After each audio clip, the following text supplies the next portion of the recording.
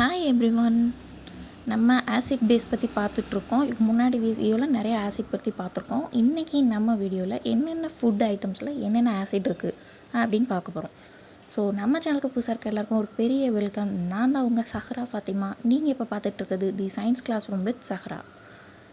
புளியில் tartaric acid இருக்குது, உருளைக்கிழங்குலையும் tartaric acid இருக்குது, கேரட்லேயும் டார்டாரிக் ஆசிட் இருக்குது, மிளகுல ஆக்சாலிக் ஆசிட் இருக்குது,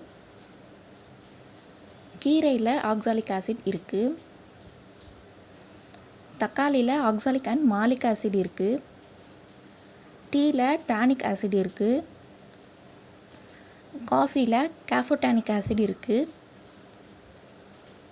ப்ரொக்கோலியில் மாலிக் ஆசிட் இருக்குது, பாலில் லாக்டிக் ஆசிட் இருக்குது, தயிரில் லாக்டிக் ஆசிட் இருக்குது, சீஸில் லாக்டிக் ஆசிட் இருக்குது, பட்டரில் பட்ரிக் அண்ட் கேப்ரியாக் ஆசிட் இருக்குது, வெங்காயத்தில் குளுட்டாமிக் ஆசிட் இருக்குது, நெய்யில் பால்மெட்டிக் அண்ட் ஓலிக் ஆசிட் இருக்குது, கார்போனேட்டட் ட்ரிங்க்ஸில் கார்போனிக் ஆசிட் இருக்குது, சாஃப்ட் ட்ரிங்க்ஸில் பாஸ்போரிக் ஆசிட் இருக்குது, தேங்காய் எண்ணெயில் காப்ரிலிக் ஆசிட் இருக்குது, பாமாயில் பால்மெட்டிக் ஆசிட் இருக்குது,